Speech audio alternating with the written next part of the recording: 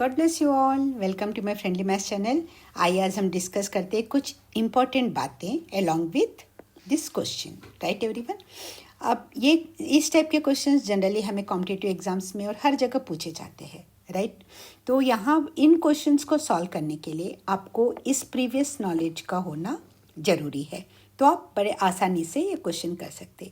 Maths actually तब आप enjoy करेंगे जब आपका प्रीवियस नॉलेज या कॉन्सेप्ट्स जो हम कहेंगे वो आपके फर्म हो।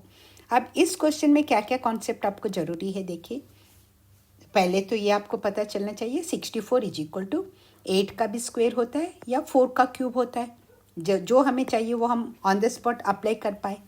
Right everyone.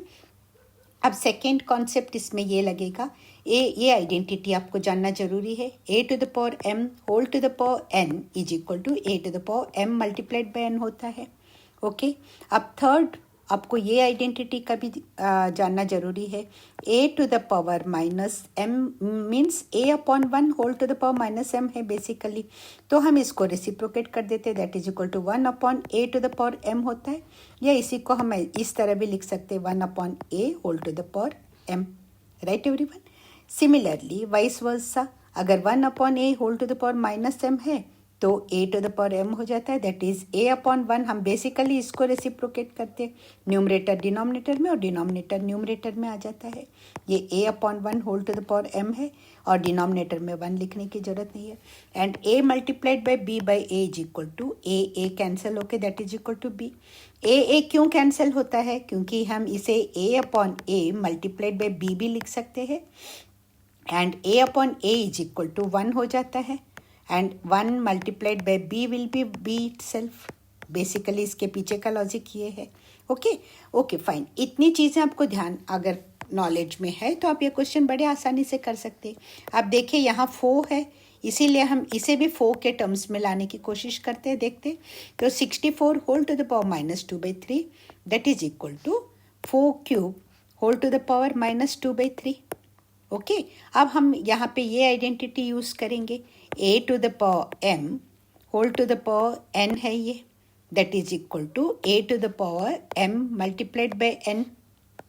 ओके तो 4 cube a to the power m है तो ये 3 इंटू माइनस 2/3, तो ये न्यूमरेटर 3 डिनोमिनेटर 3 कैंसिल होके 4 टू द पावर माइनस 2 बचता है and 4 to the power minus 2 that is equal to 1 upon 4। ये वाला आइडेंटिटी। ओके माइनस 2 है तो 4 बाय इसका बेसिकली इसका मतलब है 4 upon 1 whole to the power minus 2 होता है। तो इसको उल्टा कर लीजिए, न्यूमरेटर को डिनोमिनेटर को न्यूमरेटर में लाइए, न्यूमरेटर को डिनोमिनेटर में लाइए और अब ये माइनस 2 प्लस 2 में कन्वर्ट हो जाएगा। 1 upon 4 whole to the power 2 और 1 upon 4 whole to the power 2 is equal to 1 square upon 4 square होता है और 1 square is equal to 1 and 4 square is equal to 16 होगा। So that is equal to it's therefore it is equal to 1 upon 16। I hope यहाँ तक आपको अच्छे से समझ में आ गया। सॉरी अब हम इस टर्म पे आते हैं 1 upon 4 whole to the power minus 2।